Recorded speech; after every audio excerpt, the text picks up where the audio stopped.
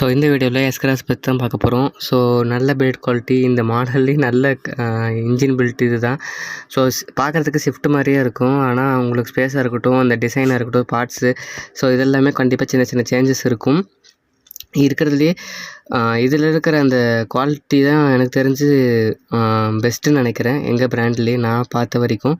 So ஸ்பேஸாக இருக்கட்டும், உங்களுக்கு கம்ஃபர்ட்டாக இருக்கட்டும், எல்லாமே சூப்பராக இருக்கும்.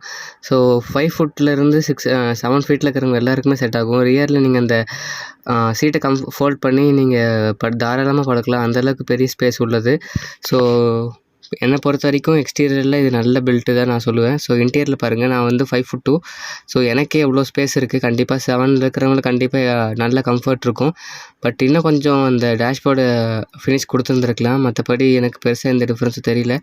மற்றபடி இதில் எல்லாத்துலேயும் வர மாதிரி கண்ட்ரோல்ஸ் எல்லாமே சிமிலர் தான். ஸோ மேஜர் சேஞ்சஸ் இல்லை.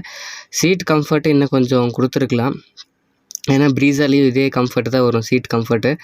ஆனால் எனக்கு தெரிஞ்சு இந்த கஸ்டமில் வர 3 வே சீட் மாதிரி வந்திருந்தால் இன்னும் கொஞ்சம் சூப்பராக இருந்திருக்கும்.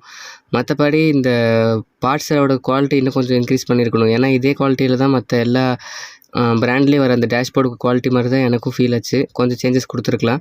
அண்ட் அண்டர் சேஸில் பார்த்தீங்கன்னா almost similar to Ciaz diesel மாதிரி தான் இருக்கும். ஸோ அதே டூயில் ஃபேனு, ஒன்று ஏசிக்கு, இன்னொன்று ஃபேன் மோட்டருக்கு. ஸோ இந்த வண்டி வந்து ஆல்மோஸ்ட் ஒரு 80க்கு மேலே ஓட்டுனதுனால தான் ஸோ இதை காட்டலான்ட்டு எடுத்தேன். ஸோ இப்போ வர வண்டியில் வந்து உங்களுக்கு எக்ஸ்டீரியர் டிஃப்ரென்ஸ் இருக்கும். பட் BS6ங்கிறதுனால கொஞ்சம் என்ட்ரி சேஞ்சஸ் இருக்கும். இதில் இன்னொரு அட்வான்டேஜ் என்னென்னா ரியர் வீல் பிரேக் இதுக்கும் டிஸ்க் தான் வருது. ஸோ இதை வந்து நீங்கள் இன்னமும் ஒரு எஃபிஷியண்ட்டாக இருக்கும் பிரேக்கில். அண்டு கவரும் உங்களுக்கு ஷீல்டு கொடுத்துருக்காங்க ஓஸுக்கு. ஓவராலாக எனக்கு ஓகே. உங்களுக்கு எப்படி கமெண்ட் பண்ணுங்கள். தேங்க்யூ.